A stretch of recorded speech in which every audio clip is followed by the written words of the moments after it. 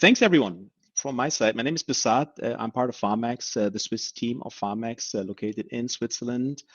And I welcome everyone to our truly interesting webinar. So today we have a topic that's going to be, I'm sure we will have a great discussion as we're together, we're tackling a topic that many people in our industry, right, struggle with, how to move beyond tech for true customer engagement. And whoever works in this space has probably over the last month seen, or maybe even the last year, right, seen some of those challenges cropping up. So before we go deeper, let me just do a quick introduction of the panel who's here today to talk about this topic. And unfortunately, Salma is still joining. So maybe then, Sam, I start with you, if that's okay, right? Thank you, Sam, for joining. Sam Karim has dedicated 14 years of his life to the healthcare sector, and mostly in the marketing domain, right? And you have basically started the fourth partnership, a brand consultancy. And I think you also have co-founded Meti, right? Which is a research and analytics firm. At Meti, Sam is involved in developing a variety of tools that enhance the understanding of the patient and healthcare professional experiences. And I think the goal is to support improvements in healthcare delivery and outcomes. Thank you, Sam, for joining us. I wait. That's perfect timing. Sam, I wanted to start the introduction with you. Welcome. Thank you. But Thank you. but now you're second. Great that you can join us. That's super. So another distinguished professional. Thank you, Salma, for joining. You're just on time for the introduction that I was starting to do. That's Thank good. you so much for joining. Salma brings a huge, rich background as a pharmacist, and then complemented by her extensive experience across various departments in the pharma industry, right? I think you were working in marketing, medical affairs, digital commercial excellence, and her truly deep understanding of all these different nuances of our industry has put her consulting skills in high demand, right? And lately, Salma, you're focusing on facilitating better integration and cooperation within pharma organizations, right? With a focus Exactly. on how to improve the way of working as organizations adapt to omni-channel communication strategies. Thank you for Right. being here. Thank you, Basat. And last but not least, David Douek. Uh, David calls himself a true digital person, with close to 20 years of experience in digital marketing. I think that's probably true. From creating startups to working in very large corporation, David has seen and experienced the do's and don'ts, right, of digital customer engagement. And David is the founder and leads the digital team at Phamax. So thank you so much, guys. It's great to have you here for this webinar. And let's maybe start by throwing a couple of numbers around. I think it's always good to start the discussion with a couple of data points. So if it's okay for everyone, let me quickly share my screen, and then let's start the discussion with a couple of data points that maybe some of you have seen, maybe not, right? Some of you maybe not, but there's a couple of interesting data points, right? And I'm sure that a lot of you have seen it, but still maybe good to give us a foundation, right? Because of the pandemic, right, we have seen that the omni-channel transformation, right, that we all are part of in a way, right, has accelerated by more than 5 years. So COVID really was a huge driver, right, for healthcare organizations to start adopting to digital ways of reaching their customers, and that trend, I guess, is still there.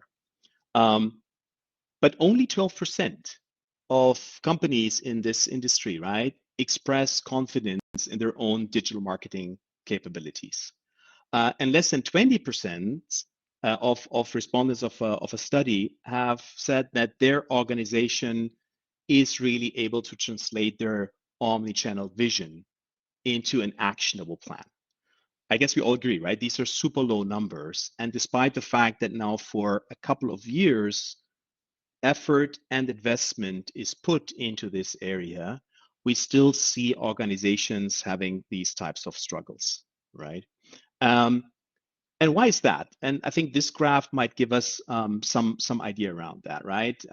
Because we seem not to evolve as fast as the market around us does, right? So when we look back an eternity, 5 years into 2019, right? We were happy when we were able to send emails, right, through our Outlook or related systems, right? And then a year later, we started with what we call one-to-many, right? So now we had tools, right, maybe coming from our CRM, where we were able to send company emails, right, through a focused tool like a CRM. And so we were able to send one email maybe to many people. And then a year later, we had the concept of one-to-few, right? We started to think about segmentation, different profiles of healthcare people that we wanted to be in touch with. So we were starting to think of how can we send out to these different profiles, right? Different types of messages. Then the year later, this term of rep-triggered emails, right? That became very common, right? Again, being facilitated by CRM systems, where now customer-facing people were able to actually orchestrate their own outreach, doing emails to their customers, right? And in 2023, we were really starting to see how content became modular, where we were now able to start personalizing outreach through emails to a specific recipient and trying to make sure that the content that we put in front of this person is actually what maybe this person is really interested in. So this is an evolution that happened, but the question is, are we able to be on par, right? So is our industry able to basically keep track of this, and are we able to follow this pretty rapid development if we just talk about outreach activities here? Are we able to do that, right? And the question the answer might be no, right? And then we can say or ask ourselves, why is that the case, right? And the hypothesis that I want to put out here for the team now to start discussing is, are we actually over-reliant on technology, right? Is that a statement? Is that a question? I think I would like to now ask the colleagues here in the chat, in our session here, to start. Sorry, I hope I'm back now. Yeah, to start the discussion. So first, whether you agree with what I just showed, right? Some of these numbers might be controversial or not, but maybe you can give me an idea about what you believe, right, are currently really the key challenges that our industry is facing when it comes to omnichannel marketing implementation. David, maybe you want to take a first shot at that.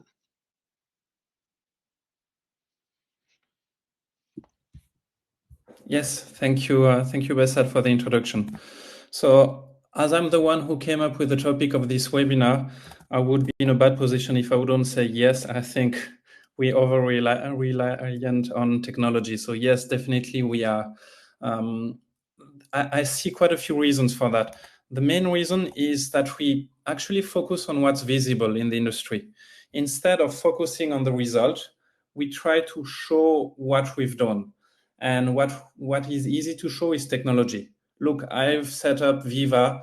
I've created a website. The website looks amazing. I've created a video, a cinematographic quality video that cost me 40K. This is what I can show to my manager, especially if my manager doesn't understand what is digital marketing and what is important. So I want to show things. Technology is easy. Also, technology can be done in my corner easily. Okay, I'm the omnichannel manager and I set up my CRM and I can do it in my corner. Okay, that works.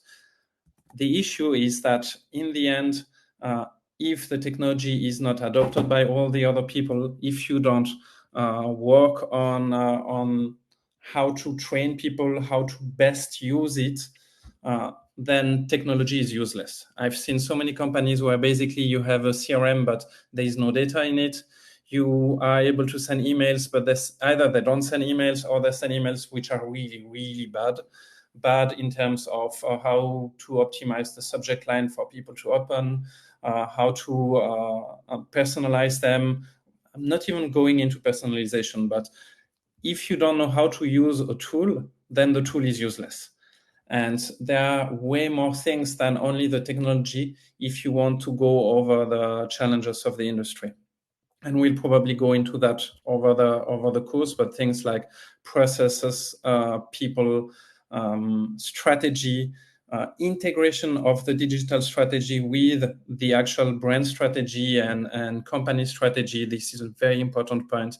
Processes, and in the end also implementation. I can do websites, but there are many ways to do websites. A lot of them are bad, a lot of them are expensive. So sometimes even the details on how do you actually implement your website is important. So there is, yes, to answer your question, there are a lot of things beyond technology, and these challenges of trying to show something to my boss who is not necessarily well aware, and also trying to do things without having to interact with too many people so that I can go faster are challenges that I see in the industry. I see quite a few more, but I think it would be nice if somebody else also gives a take. So Sam, do you want to? Oh, go ahead. Just maybe before, no, just one topic that you didn't mention, David, maybe Sam, you want to maybe reflect on that, is about the customer. Because interestingly, in a lot of the tech discussion, right, I have the feeling we tend to forget what this is all about, right, in the end, to actually get customer engagement. So Sam, what's your perspective on what do we understand from customers and where we are with that? Yeah, exactly, Bassett. I think it's probably an issue with the name omnichannel marketing, is that we're a bit too focused on the channels and not enough on the people we're actually trying to add value to. And I think there's two big interconnected challenges under that topic. One is how we understand the true needs of our customers, like not just the channels that they like to receive their product information in, but actually what are their goals, their pain points in the management of their patients, in their professional development, even more broadly, the health of society. And number two is how we measure success. Because if we're truly focusing on what our customers need, the majority of the time, that's probably not anything to do with products. And so the challenge comes, how do we measure the commercial impact of our work? And so I think those are the two key things that we don't focus enough on when it comes to omnichannel marketing, is understanding true customer needs and how we measure the commercial impact of focusing on them. I guess we'll probably come back to this because I think these are two quite important topics. But so we talk about technology, we talk about the customer here. But may I just answer to Sam on one point regarding the customers, because this is, I fully agree, customer needs to be first, but channels are also important and often forgotten. So even though it's called omnichannel, and you say we give too much importance in channel, I've seen so many companies who either don't care about the channels they use. Basically, they just say, okay, no, I'm going to do Medscape and that's it. Or simply say, oh, I have a website and I have emails. I'm omnichannel because I can do everything. So yes, you can technically be omnichannel with these two, but there is also a lot to do in understanding where can I reach my customer? Where does he or she wants to actually read this information? And obviously your point is the starting point. If there is no value in the content, I don't care about the channel. But if I have the right content and I'm not able to use the right channels, then nobody sees my content.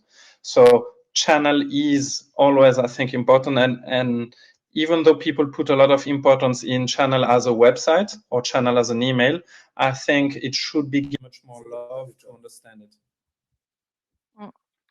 I think Salma has a point. Yeah, I would like to resonate on the both points, on the technology and the fact that we are relying on technology today as pharma industry. I think that this is a challenge that we face not as only pharma industry, but when we are talking about digital transformation. Let me just, I don't know if it's possible to share one slide with you, Bassett. Yes, absolutely. Yeah. I think you can just take over, right? And I think you get the rights and then you can just share, please.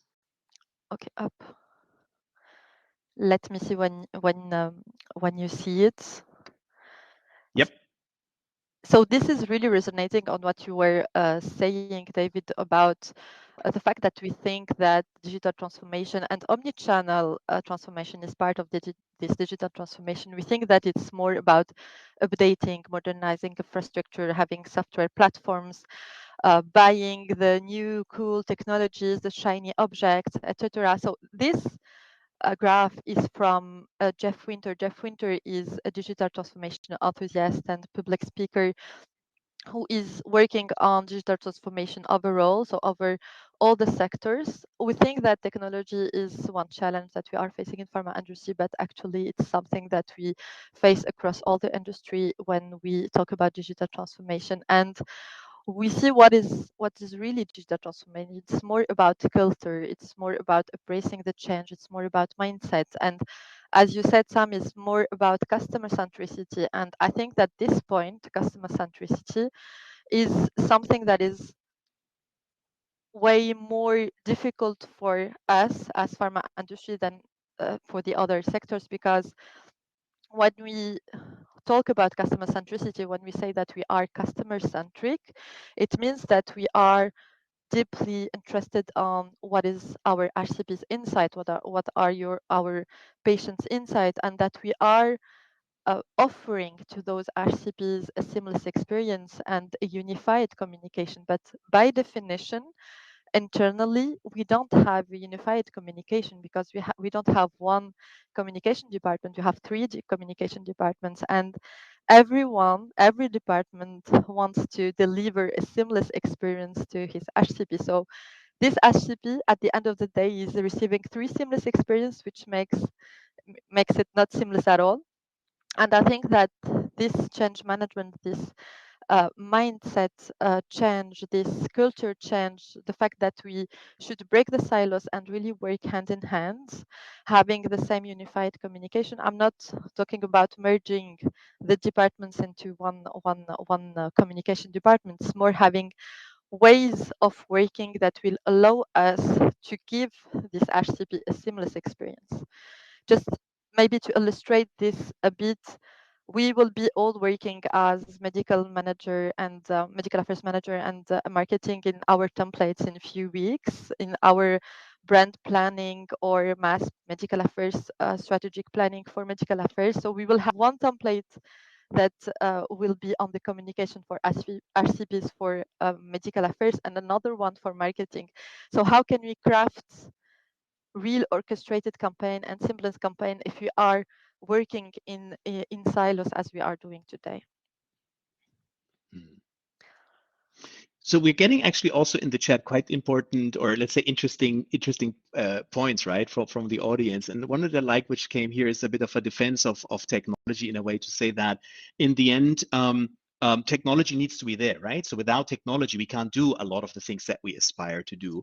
But I'm not sure whether it's the question whether we need the technology or not. It's just about, are we over-relying on technology to do what we actually aspire to do, right? In the end, this better customer engagement. And I think the points that we mentioned about maybe not yet having full mastery of our customer understanding on the one side. So do we really know and have we understood what our customers expect from us? And second, Salma, the point that you're making about, and are we actually capable as an organization, right, to deliver towards that? Right? I think those are the key questions. And I think they're all nuances of a problem that I think we all see. And I don't know what you guys think about this, but in my opinion, I see this increasingly being prevalent, right? In discussions with members of the industry, with stakeholders, I increasingly get that perception that people start struggling, right, with a notion of, but we have now all of these things done. Everything is now in place. And now what? Right? And that's surprising, given that this is just around for actually still a short time frame, and people seem to expect now this to be a standard way of working, right? Like everything else we have done for decades, now omnichannel is now also part of our toolbox. Do you have any perspective on that? Because that's something I see and hear a lot in discussions. I think that we started by the technology that we have today, the tool set. So same when we talk about omnichannel, I think that we have the tool set, the skill set, and the mindset. So we have the tool set today, at least what is allowing us to have omnichannel strategy. And I think that the skill set is also something that we are working on. We have a lot of trainings, we have a lot of upskilling. It's not it's not done at 100%, and we are still neglecting some people at not the key markets, but at some markets and so on. But we are still doing those training and so on. But we are not working on the mindset. I think that this is, I mean, cross-functional collaboration and being customer-centric in terms of mindsets is very difficult to do because of our history, as you said, Besat. We have a very heavy background in terms of silos. For example, medical affairs and marketing 5 years ago were told to not communicate sensitive information. And now we are fostering communication and saying to them, let's have an open communication and let's work together. So it's very difficult for people to change at 180 degrees. And this takes some time.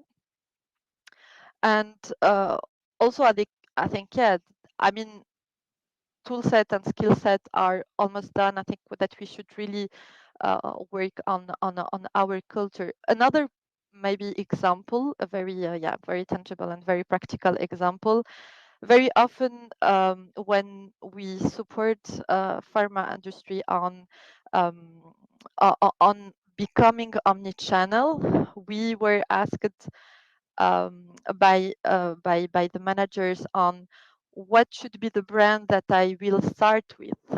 And the question is really tricky because we shouldn't start by one brand, because if you start by one brand, your RCPs will have a seamless experience only for this brand. We should start by target. So this is also something that is in the mindset, shifting really from this product centricity to being RCP centric. So if you would like to do omnichannel for as a pilot, start by one target and then unify your communication and have a seamless experience for all your brands towards this target, so you can see the results at the end of the day.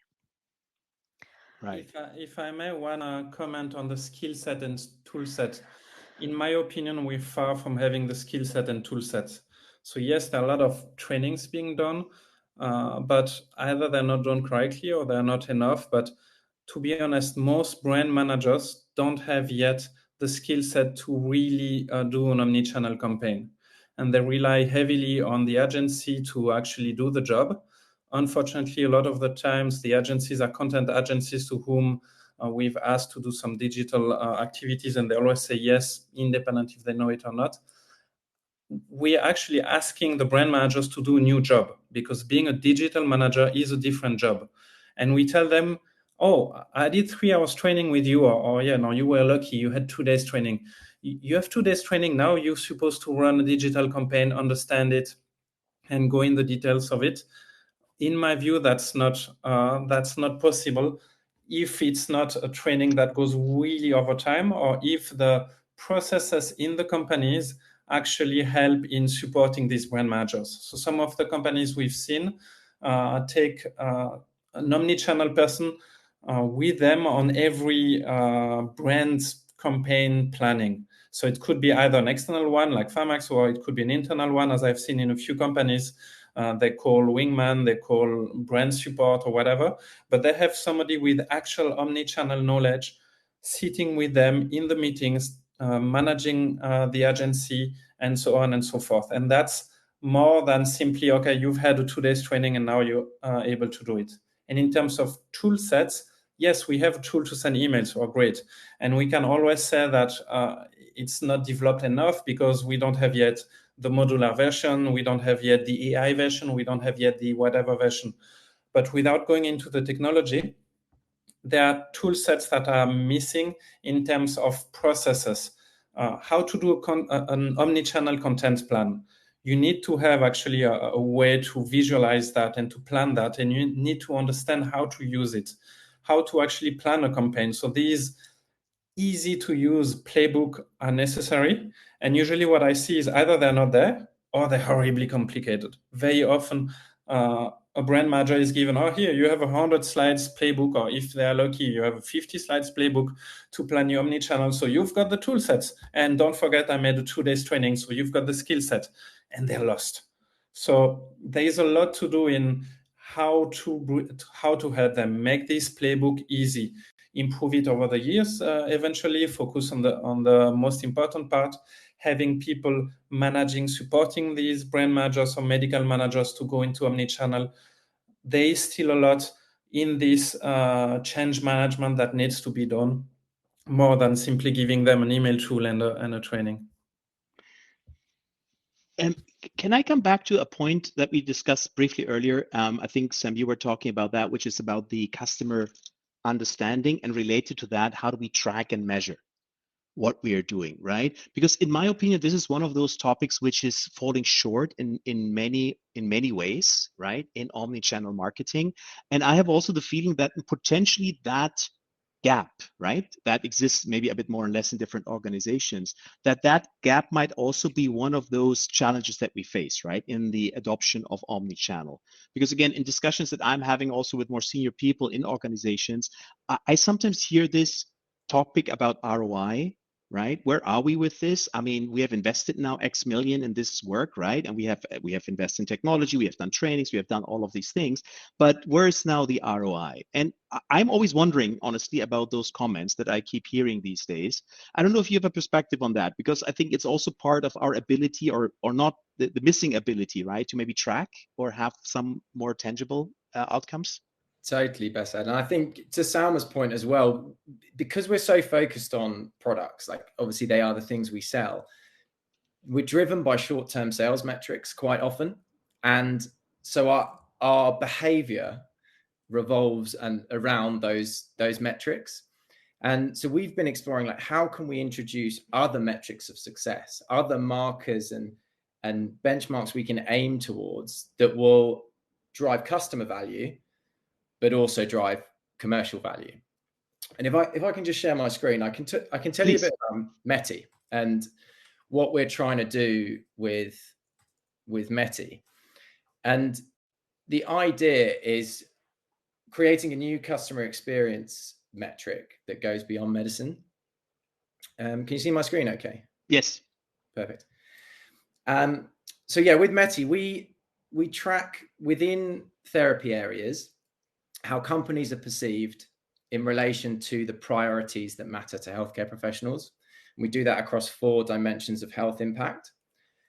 Brand health impact, the score, essentially provides a holistic measure of customer impact. But more than that, it also supports growth, because we factor in metrics like brand awareness.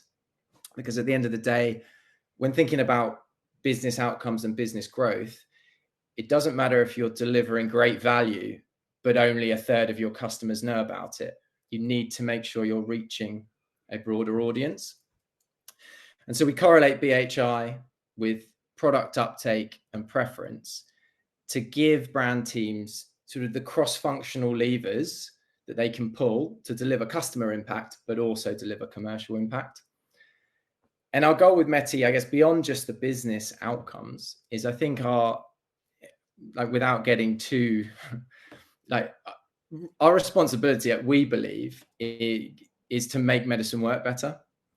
It's not just about making medicines more memorable or desirable, but actually by focusing on the human impact, we can not only optimize marketing outcomes, but actually enable more people to get access to the medicines they need, keep them on medicines for longer, and ultimately improve health outcomes. So that's a bit about what we're doing and how we're trying to introduce new metrics of success to try and not only optimize customer metrics, but also. Can I ask a quick question? I think this is amazing. A question, Sam, is how much do you think what Salma was saying earlier, right, about the potential gap that we also have in our internal alignment, in our internal, right, way of working, not doing things simultaneously and so on, right? How much is that gonna kind of be against what you're trying to do, or when you come in and basically help companies, right, with that approach, right? How much do you see barriers or resistance because of that topic that Salma in her work is often tackling, right? Actually get us together and start being more unified in the way we do this versus having the silos that we so often see. Totally. And that's exactly why we created this, to try and create a cross-functional metric of customer success. Because I think we are so siloed. We have marketing and sales teams focusing on product outcomes, medical affairs teams and health solutions teams all working to other metrics.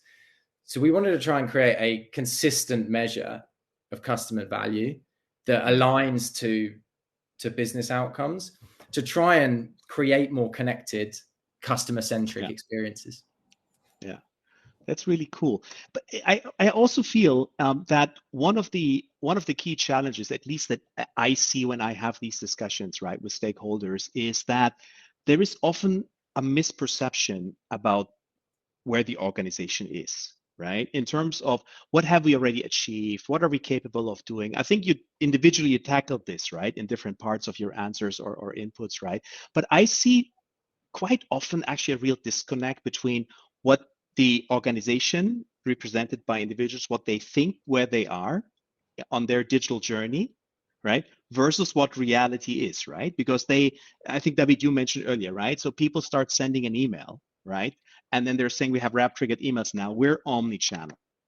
And as funny as it sounds, that's a legit feedback that we're getting, right? I'm in discussions with people who are saying, yeah, we do this now. So yeah, we're now an omni-channel. I'm saying, yeah, not really, maybe, right? So that's maybe something to discuss. So I don't know, David, if you have a perspective on this kind of gap between where companies believe they are and where they actually are, and how that is having an impact on the adoption of omni-channel activities. You're on mute, sorry. David, you're on mute. Where's my And again, no webinar works if nobody says you're on mute. Sorry for that. So I see two different types of gaps. There is the gap in the level of doing something specific. So if we go back to the example of the email, people will say, no, I'm doing rep triggered email and I'm also sending newsletters. So the box is checked. But actually that would have been good, let's say 3 years ago. But then 2 years ago, we came with, okay, now we need to have web-triggered emails sent, so prepared globally and all that. But last year, we started having more segmented emails where you try to send different emails to people who have opened previous emails or not, who have had a specific behavior or not, who are in a specific place in the adoption ladder, and so on and so forth. And some people would say, oh, yeah, now in 2024, I'm able to do that. So I'm boxes checked for email. But no, because today, what you need to do if you want to be really at the edge of technology and emails is being able to personalize your email to every single user. So my point is that there is really a gap in understanding where you are against the industry as a whole, but also against what people expect you to do. HCPs don't want to have mass emails anymore. They want to have personalized emails. And the way we move forward go often slower than what the technology and the expectations go. So here there is a gap, and it's important for each of the elements, also in terms of processes and so on, to understand what is the current market level and what is the level if I want to be leader. So that's in the depth, but then there is in the width, something we've discussed now a few times. I'll also share a slide just to make it a bit more visual. What we've, if it works, it doesn't work for me, it's not my day of sharing. Here you go. 1 second.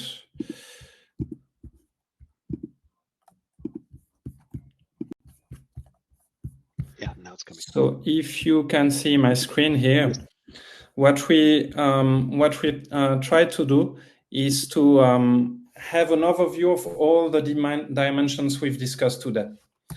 We've discussed about data infrastructure, so technology being part of it. We've discussed about content and how to actually have the content adapted to the customer and understand what he or she wants. We've mentioned a few times processes, change management, training, upskilling. And the idea is that, so we've also discussed quickly about strategy, how to align the brand strategy with the omnichannel strategy. In order to be successful in omnichannel, in our view, you need to actually have a balance between all these dimensions. So we've developed this framework, which has 5 dimensions. We have, I think, 24 categories, and we look at 200 different parameters in order to really show a map of, okay, where are you? Because as somebody, I think Christina said in the chat, without technology, you cannot do anything. That's true. If you kill this dimension, you cannot do anything. But as Salma mentioned, if you don't have the change management, then you cannot do anything.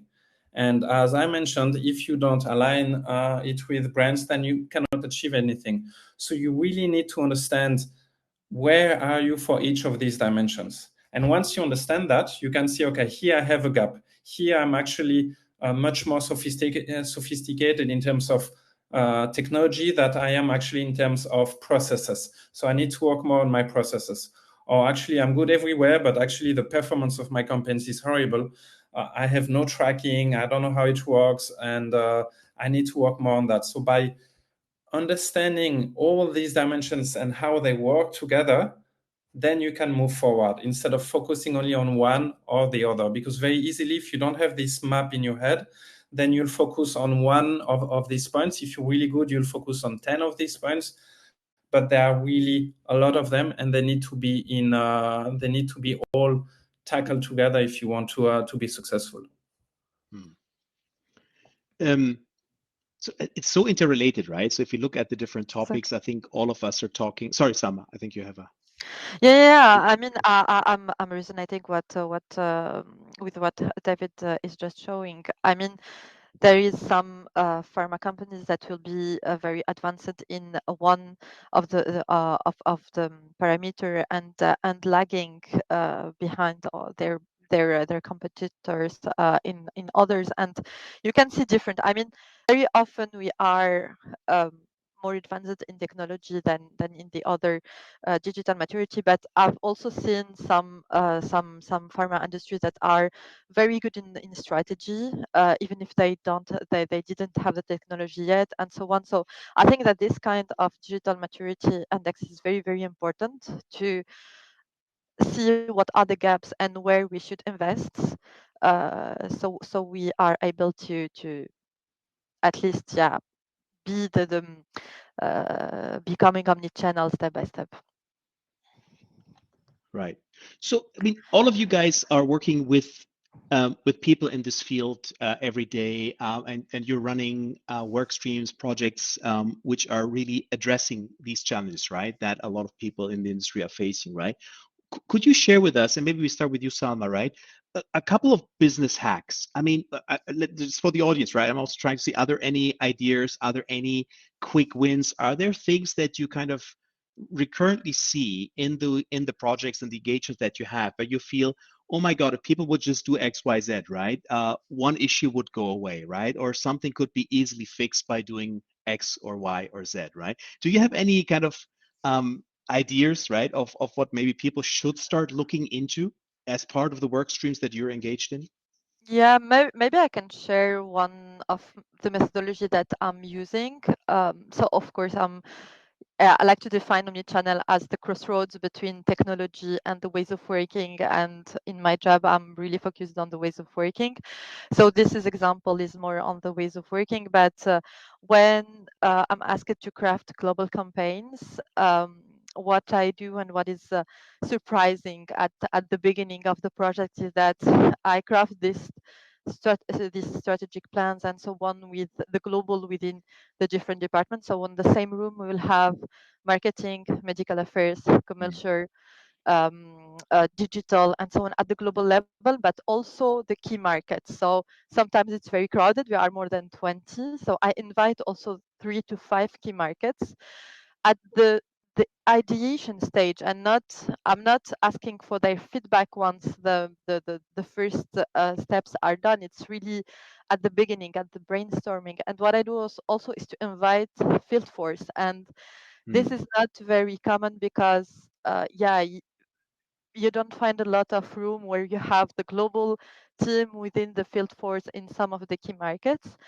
And I do this because I believe that we should be a customer centric and we should look for insights. And today, we have more and more data, it's true, but we cannot rely only on this data. We cannot rely only on surveys or on market studies, because we have some golden insights that are coming from the on ground, that are coming from our field force, and then having these people in the same room when you are crafting ideas about one global launch campaign, it's really very important for the global to hear those insights, but also for this field force to be heard, because once they are engaged and they think that they are they see that they are heard, you ensure their buy-in, because at the end of the day, your global campaign is it will be implemented and it will be used by this field force. So this is a very simple thing that I do, and it's really changing in terms of having most efficient campaigns, much efficient communication, but also we have also an underlying objective, which is breaking the silos and to remove the frustration that we very often see between the global and the local, and between the different departments. So the word here is co-creation, starting with Exactly. everyone being at the table. Before we move maybe to you, Sam, just one quick, because this is very close to my heart. I'm ex-sales, so I can still relate to this. And I will not forget, a year ago, I was talking to a head of key account management of a mid-sized pharma company in Spain, and I wanted to hear from them how they feel about the omni-channel activities and digital marketing activities, right? And he said, yeah, no, we do these things. Our global team, for example, is supplying us with these e-detailers, right? And what we do here is we're transferring them into PDFs. I'm like, what? Yeah, no, we immediately transfer them into PDFs, and then we load them to the systems, and the people, my team is using them as a PDF. So you see, right? I mean, this disconnect, which I was speechless about, right? So I just wanted to give that. So that, I think that's exactly what I think we are missing in many, many ways, right? So thank you, Salma, for that. Sam, what are your business hacks? What is it that you're kind of doing first thing when you're encountering these types of issues that you're involved in? You know, it might sound funny, but actually lower the bar a bit. I think we hold ourselves back with the pursuit of perfection, and yet compliance of course needs to be a priority, but we don't need to be perfect. I think if we look at the content that our customers, doctors, are consuming on TikTok, on YouTube, real authentic content, it's not high production quality, it's got personality. And I think we should be adopting more of these approaches. Doesn't need to be perfect. In fact, I think it can be off-putting when you've got this highly polished piece of content. And in fact, we should be getting more out and learning fast, seeing what's working and adapting. And do you see, if I may ask a follow-on question, do you see a change happening there? Because I mean, from history, we know, right, that the industry is so slow in adopting these things, right? So going to social media, posting things, right? Because we have always a couple of people who say, no, we cannot do that, because then we have potential issues with compliance and other things, right, in the organization, which are fair. I think those we have to consider, right? But do you see a change? Do you see the industry becoming faster in some of these, let's say, adoptions, and saying, you know what, let's be a bit faster, let's respond, let's be active more on some of these opportunities? If I'm honest, I haven't seen it. I think it's a huge untapped opportunity. You look at the rise of digital opinion leaders and the amount of following that doctors have online. I attended an excellent talk last week around from Digital Pharma Unlocked. If anyone hasn't seen it, check them out. And they were talking about the rise of digital opinion leaders and the need for us to, there's all of these conversations happening on social media and online that we're just we're just not engaging with, but also we're kind of turning our nose up at it a bit. And I think we should just get involved. And the compliance thing is something we need to make sure we are careful around. But then it comes back to sort of the discussions we are engaging with. Yeah. If we're not talking about the product all the time, like, yes, we ultimately sell our products, but the journey to selling a product doesn't involve talking about the product all the time. And there's plenty of value adding, compliant conversations we can engage with. It's just about doing it. the willingness as well, right? And sometimes maybe this little element of let's go and just try it out and see, right? I agree. David, what are your business hacks? What are you recommending, or what are you first doing when you engage? So I would definitely follow up Sam's advice of make it simple, because all the time people think omnichannel is highly complex and try to make it highly complex before they even manage the simple version. As long as you don't manage simple things, you cannot start running. So learn to walk. And this is not only in terms of the quality and how polished a content is, but also in the amount of content you want to get out there. So that's where I differ slightly from Sam. I'm not about putting a lot of content out there, because what I've seen is a lot of companies don't have the budget to promote this content. So they end up with 50 new publications and budget to actually promote 2. So yeah, great. We have another 13 that only the sales rep can eventually promote, knowing that they see the physician a few times a year, so they cannot promote all of them. So doing less also for me includes less reports and less studies. Unfortunately, a lot of medical people bonuses depend on the number of publications they do. So there is also an issue with bonuses and this type of things. But if you actually have 2-3 new publications in a year with an average budget, you can do a lot of things. And then my points there is to try to manage the ratio between asset creation and promotion. So by asset creation, I mean creating a publication, but also how all the assets which are on that, creating a video for 200K. So I've seen a video created for 40K to be promoted on LinkedIn with a cost of 1,000 euros. So that means for 100 people, you paid 40,000 euros for your video. So that's where the ratio promotion versus creation is super important. You should spend at least as much money in promoting your content as you do in creating it. And that can be, that also applies to websites that have been created for 300K, and I will never understand how you spend 300K on creating an informational website, and then there is no budget left for the promotion behind it. So my quick hack is reduce the cost of content creation, and use it to actually reach out to your customers, promote the content you have in smart ways, repurpose it, use modular things. So do it in a smart way. But so I think this is interesting, because I feel that in the era of AI and with content generation, right? AI-enabled content generation becoming a wave currently, right, within the AI discussion. Is that a realistic, almost like a realistic expectation? So, I mean, everyone has closed-loop marketing topics in his or her head, right? We all are forced to think of let's get more content, right? So I think in the comments as well, right, that the audience here said that somewhere it's really about content, obviously the right channel, but it obviously will become increasingly more easy to generate quality content, right? Maybe today it's still a bit impaired, but in the near future we will be able to generate a lot of content very, very quickly.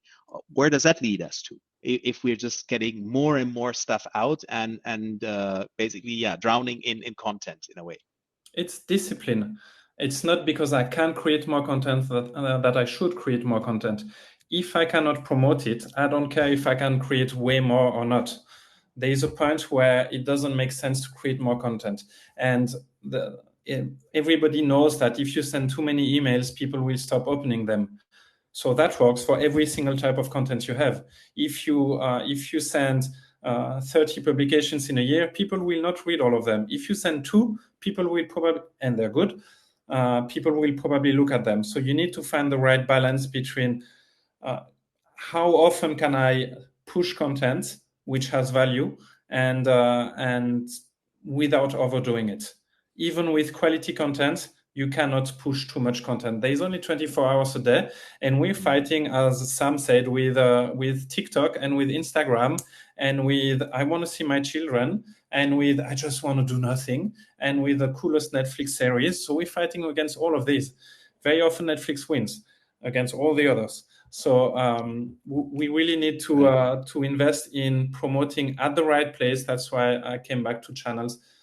It's all together again. It's if we don't have quality content, then nobody will look at it. If we don't have the right channel, nobody will look at it. If we don't have the technology to deliver all that, nobody will look at it. And if we don't have the processes to make all that run smoothly through medical and all that, it will not work. So it's really putting everything together. It's like a puzzle. Or better said, like an orchestra. You need to put everything playing nicely together to have a nice song, a nice symphony. If some of them are playing badly, the whole thing will play badly. And as you were saying that, I was just in the chat, guys, you see a couple of interesting data points that have been displayed here by the audience about actual cost, right, of development, which is also just to note, right, that also the cost is changing, right? Because the following question is, are we spending too much? I think that's a quite interesting question, because that's what I keep hearing from senior people.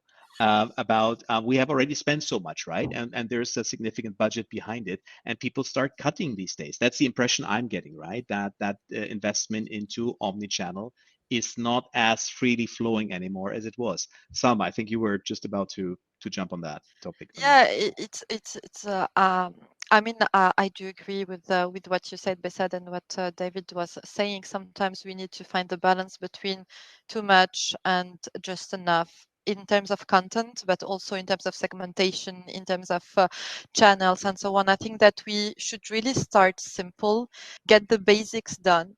So really doing things.